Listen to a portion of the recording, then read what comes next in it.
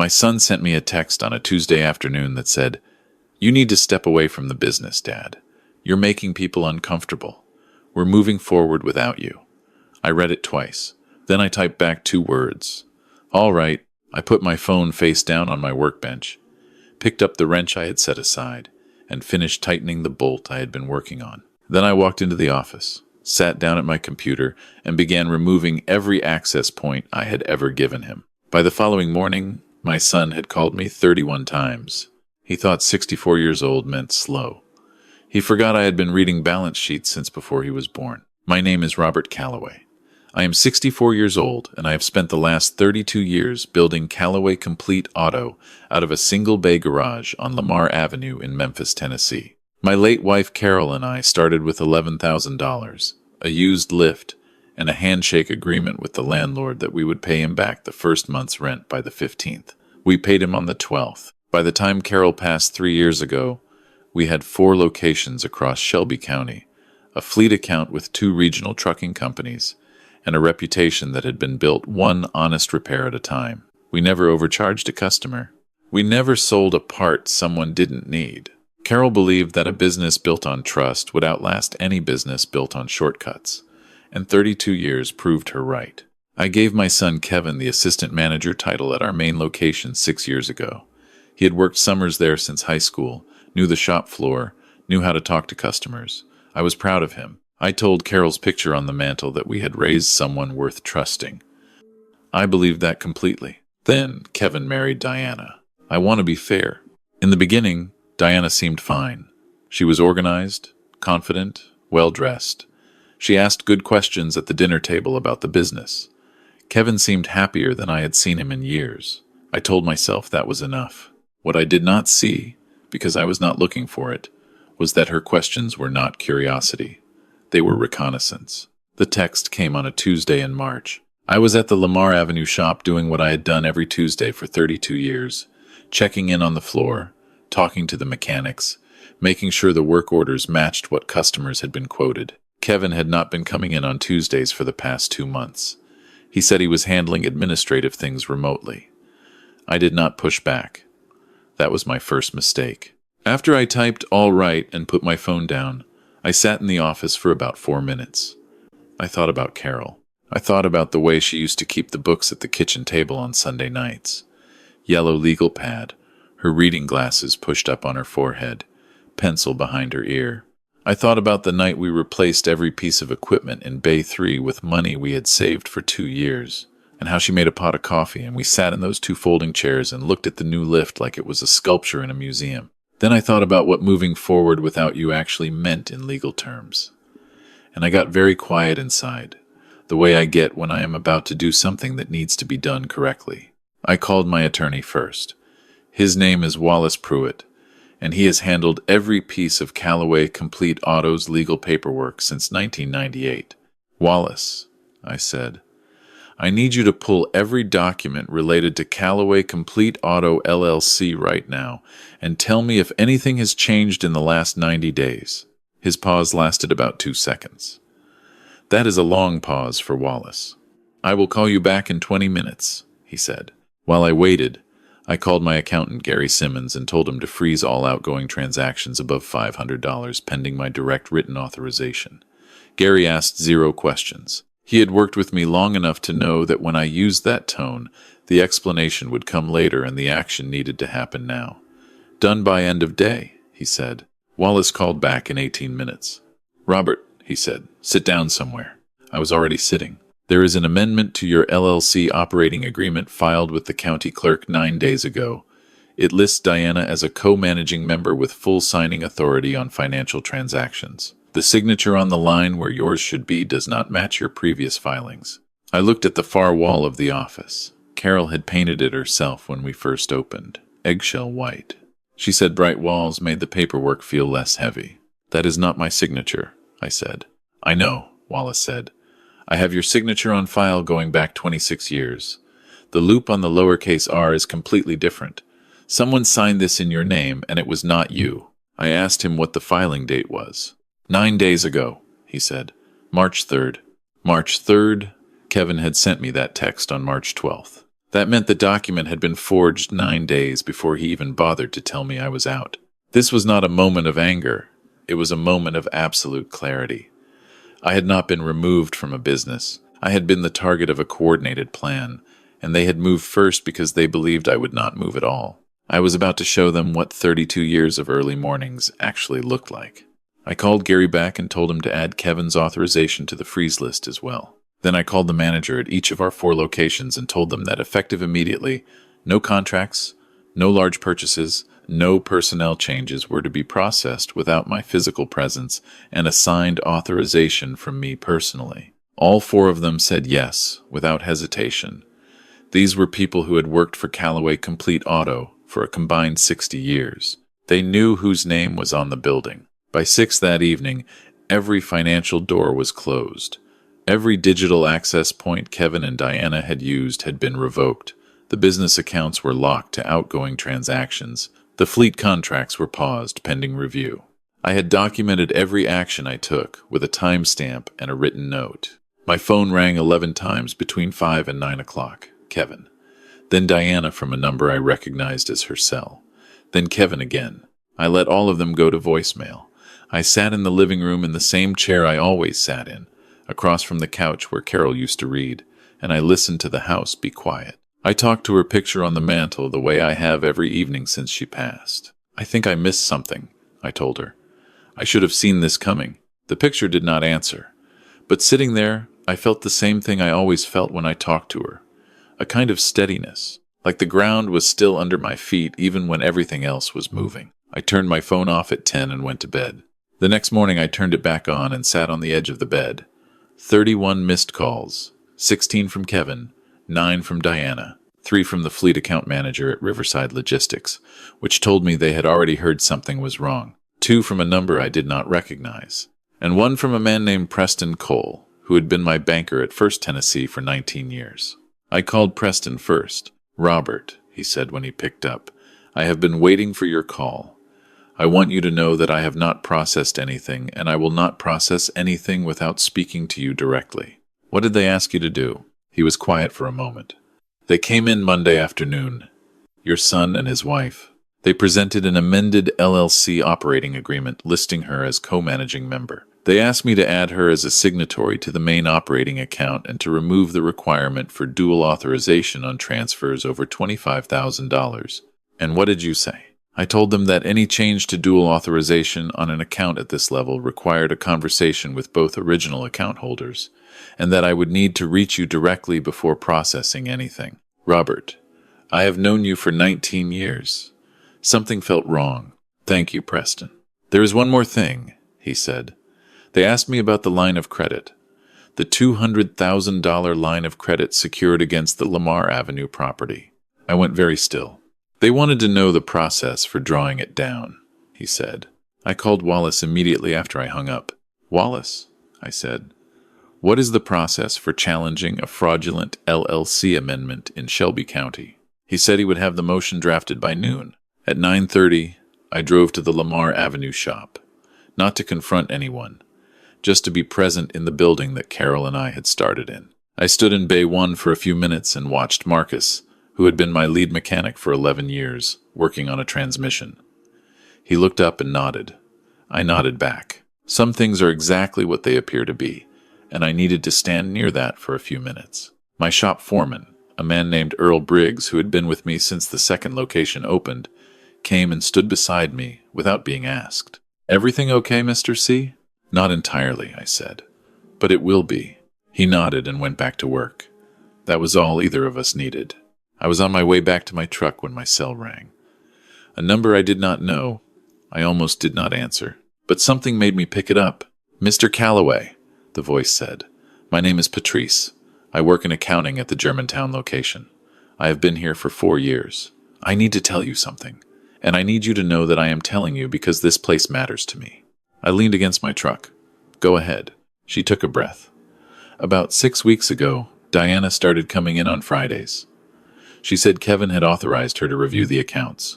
She asked me to print reports on net revenue by location, accounts receivable aging, the lease terms on all 4 buildings. She said it was for a business review. I did not think anything of it at first. But last week she asked me to pull the original loan documents on the Lamar Avenue line of credit and email them to an address I did not recognize. I did not do it. I told her I needed to verify the request with you directly, and she said that would not be necessary. I asked her what the email address was that Diana had given her. She read it to me. It was not a Calloway Complete Auto address. It was a personal Gmail account I had never seen. I thanked Patrice and told her to document everything she had just told me in writing and send it to Wallace Pruitt's office. When I hung up, I sat in my truck for a long time. 6 weeks of coming in on Fridays. 6 weeks of pulling financial reports, lease terms, loan documents, line of credit details. This was not impulsive. This was research. She had been building towards something for at least 6 weeks, probably longer. I thought about the amendment. March 3rd, Kevin's text, March 12th, Diana asking for loan documents last week, all of it moving in one direction. I called Wallace. Wallace, I said, I need you to pull Diana's financial background, anything public record, and I need you to find out whether she has any pending legal proceedings. He called me back 2 hours later. Robert, he said, I found something. He was quiet in the way he gets when the information is heavy. She filed for divorce. I gripped the phone. When? February 19th, he said. Almost 3 weeks before Kevin sent you that text. She used a firm downtown, Hollis and Green. She paid the retainer from a personal account. February 19th. 21 days before Kevin told me I was out. She filed for divorce before they even made their move on the business. I looked out the windshield at the parking lot of the shop Carol and I had built from $11,000 in a handshake. Wallace, I said slowly, under Tennessee law, if they had succeeded in adding her as managing member and drawing that line of credit, how would that affect a divorce settlement? He was quiet for 4 seconds. Business interests and assets acquired or controlled during marriage are subject to equitable distribution in Tennessee, he said. If she had full signing authority and had drawn on the line of credit, she could claim a significant portion of the business value in divorce proceedings. At your current valuation, we are talking about somewhere in the range of $300,000 to $400,000. She helped my son try to take my business, I said. Then she was going to divorce him and take half. That is what the timeline suggests, Wallace said. My son had no idea. I want to hold a meeting, I told Wallace. Friday evening. My house. Kevin, Diana, you, and Gary Simmons. I want everything laid out on the table at once. Wallace said he would handle the notice. The certified letters went out Thursday morning. Legal language, professional, clear. Appear Friday at 7 p.m. Or formal fraud proceedings will be initiated by Monday morning. Thursday afternoon, I was in my home office reviewing documents when Earl called me. Mr. C, he said, Kevin just showed up at the Lamar location. He has been sitting in the parking lot for about 40 minutes. Has not come in, just sitting in his car. I thanked Earl and hung up. I knew that feeling. Kevin sitting in a car outside a building, not moving. Part of him wanting to come in and face it. Part of him knowing that if he came in, the version of things he had told himself would have to survive contact with reality. He drove away without coming inside. That night, I sat at the kitchen table where Kevin used to do his homework when he was in middle school. Carol used to bring him a glass of milk and sit with him while he worked through math problems he did not understand yet. I remember her patience, the way she would sit there as long as it took, never making him feel slow, never making him feel like anything other than exactly who he was. I hope I am doing right by you, I said to the empty kitchen. I hope this is what you would want. Friday arrived gray and cold for March. I spent the morning with Wallace going through every piece of documentation one final time. The forged amendment. The timeline of Diana's Friday visits to the Germantown location. Patrice's written account. Preston's statement. The fleet account manager's emails. The divorce filing dated February 19th. The retainer payment from Diana's personal account. At 6:45, I drove home and set up the dining room table. 4 chairs. Wallace's chair to my right. 2 chairs across from me. A folder in the center of the table. 4 glasses of water. Nothing else. Carol's good tablecloth was still in the drawer. I put it on. Wallace arrived at 6:50. We did not talk much. Everything that needed to be said was in the folder. At 7:03, I heard a car in the driveway. Kevin knocked. I opened the door and stepped back. Diana walked in first, head up, shoulders back. She wore a gray blazer and carried a leather portfolio like she was arriving at a business negotiation. She sat down across from me and placed her hands flat on the table and looked at me with an expression that was completely composed. Kevin came in behind her. He looked like he had not slept. He sat down next to her, his eyes moving from me to Wallace and then down to the table. I looked at my son for a long moment. He used to fall asleep on this couch watching football with me. He used to call me from the shop floor on his lunch break his first summer working with us, just to tell me something funny that had happened. I looked at him and I thought about all the years between that boy and this moment. Then I opened the folder. 4 days ago you sent me a text message telling me to step away. You said I was making people uncomfortable. I want to tell you what I found after you sent that message. Kevin started to speak. I held up one hand. 9 days before you sent that text, an amended LLC operating agreement was filed with the Shelby County Clerk. It adds Diana as a co-managing member of Calloway Complete Auto with full signing authority. The signature where mine should be does not belong to me. Wallace has compared it to 26 years of my documented signatures. It is not mine. I slid the first document across the table. That is fraud, Kevin. That is a forged signature on a legal document. Kevin looked at it. His jaw moved, but he did not speak. Before this amendment was filed, Diana spent 6 weeks coming to the Germantown location on Fridays, pulling financial reports, reviewing lease agreements, requesting loan documents. She asked a member of our accounting staff to send original documents on our line of credit to a personal email address. That staff member refused. I pulled the second document. She also approached my banker at First Tennessee asking to be added as a signatory on the main operating account and to remove dual authorization requirements on large transfers. My banker called me immediately and declined to process any of it. I watched Kevin's face. He was very still. Your mother and I secured a $200,000 line of credit against the Lamar Avenue building 14 years ago. That building is the foundation of everything we built together. The plan, as far as I can determine, was to gain signing authority through a forged document, draw on that line of credit, and restructure the business in a way that would leave me out. Kevin, I said quietly, that building has your mother's name on the original deed. She signed those papers sitting right at this table. His eyes went red, but he did not look away. There is one more thing you need to know. I reached into the folder and took out a single page in a yellow envelope. I slid it across to Kevin. He picked it up. He looked at the top of the page. His lips moved slightly as he read. He read it once. He read it again. His voice when he spoke was just above a whisper. February 19th. Yes. He turned to Diana very slowly. This is 3 weeks before I even sent him that text. Diana said nothing. Her face had not changed at all. She looked like someone watching a presentation about a subject that did not concern her. Kevin, I continued, under Tennessee law, business interests are subject to equitable distribution in divorce. If the amendment had been processed and the line of credit had been drawn down, Diana could have filed for divorce and claimed a substantial portion of what your mother and I spent 32 years building. Wallace's estimate is between $300,000 and $400,000. She was going to help you take my business, I said. And then she was going to take half of it from you. Kevin stood up. His chair scraped back hard against the floor. I could see his hands shaking. He stared at his wife. Diana looked up at him with the same flat calm she had worn since she walked through the door. When? He said. His voice cracked on the word. When did you decide to do this? She tilted her head very slightly. Kevin pressed both fists on the table. You forged my father's signature. You got me to go along with this, and you were filing for divorce the whole time. You were using me.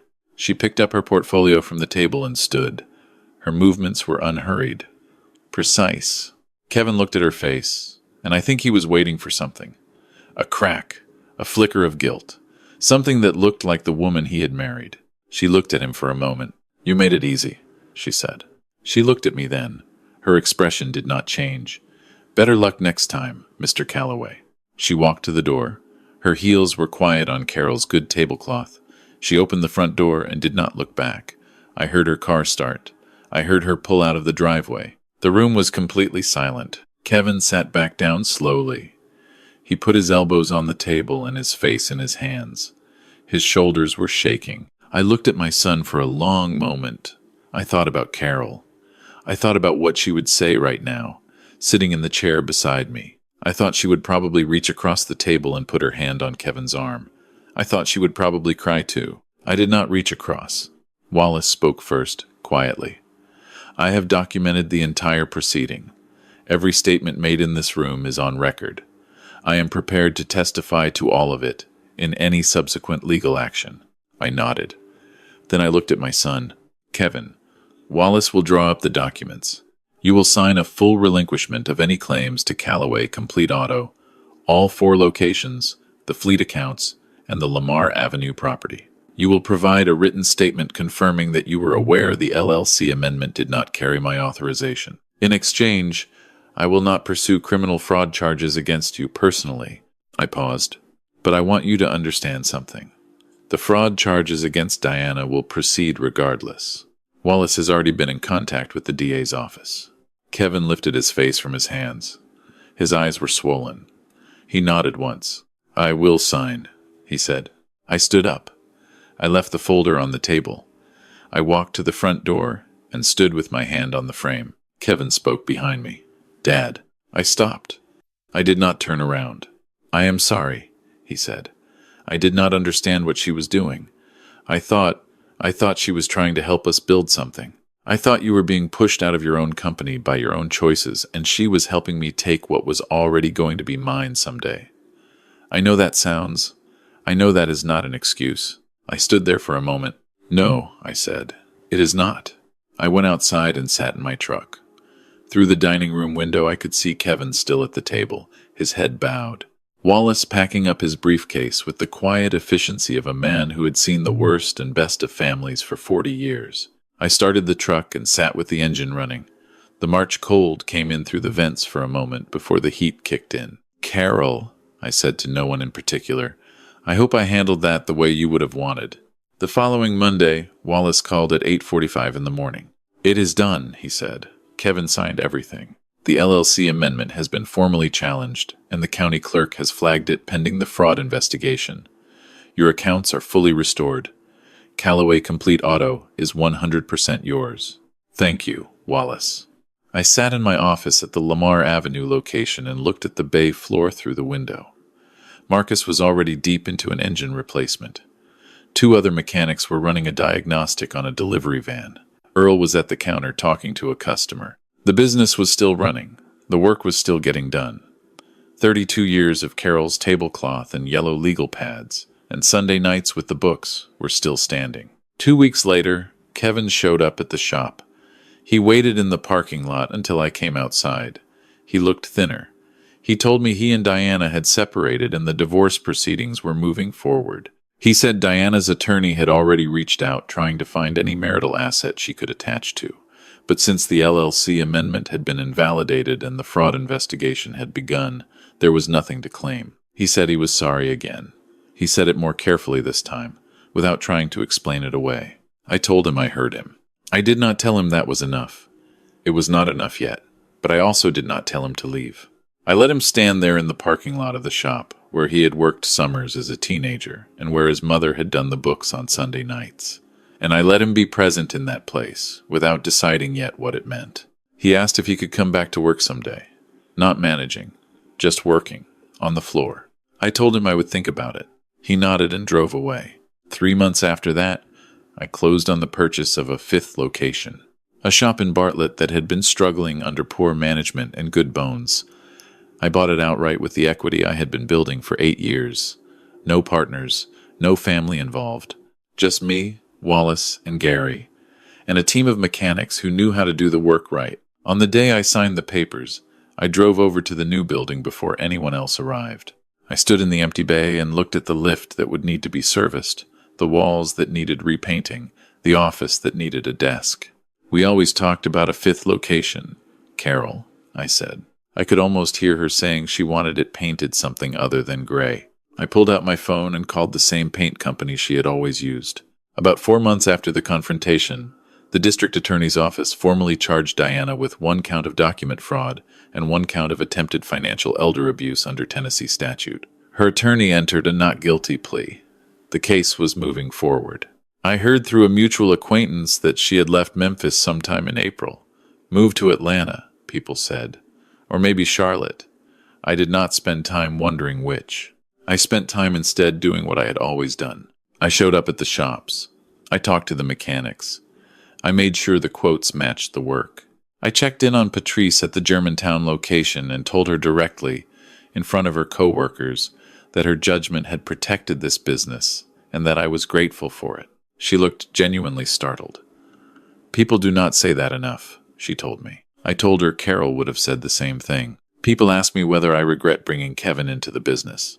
I tell them no. I regret trusting without paying attention. Those are different things. Trust is not the mistake. Confusing trust with the absence of vigilance, that is the mistake. I think about what Carol would say about Kevin. I think she would say that the boy she raised is still in there somewhere. I think she would say that people who are used by someone they love sometimes do terrible things they would never do alone. I think she would also say that knowing that does not mean you open the door back up the same way it was before. She was always right about those things. I am not my son's safety net anymore. I said that to him clearly the day he stood in the parking lot and asked to come back. And I meant it. But I also know the difference between a door that is locked and a door that is gone. I have not decided yet which one this is. I am giving it time. 32 years of building something taught me that patience is not the same as weakness. Some things take the time they take. What I know for certain is this. Carol and I built Calloway Complete Auto from $11,000 and a belief that honest work compounds over time. That belief is still true. The business is still standing. The 5th location will open in the fall. Marcus is still in Bay 1. Earl is still at the counter. Patrice is still keeping the Germantown books as carefully as Carol used to keep ours. The work continues. And on the Sunday nights, when I sit at the kitchen table and the house is too quiet, I pull out the yellow legal pad Carol used to use and I run the numbers by hand the way she taught me, one line at a time. Not because I need to. I have software for that now. But because it feels like sitting beside her, both of us still doing what we always did. Building something that lasts. Trusting people who earn it. And protecting what we made together, as long as I am standing. If there is one thing I want you to take from this, it is not that family will betray you. Most will not. It is that love without attention is not protection. You can love your children completely and still watch what they are doing. You can trust someone and still verify. You can be the kind of man who fixes a faucet himself and reads his own contracts and knows exactly what every account in his business is doing at any given moment. That is not coldness. That is what Carol would have called respect for the work. She was right about that too. She was right about most things.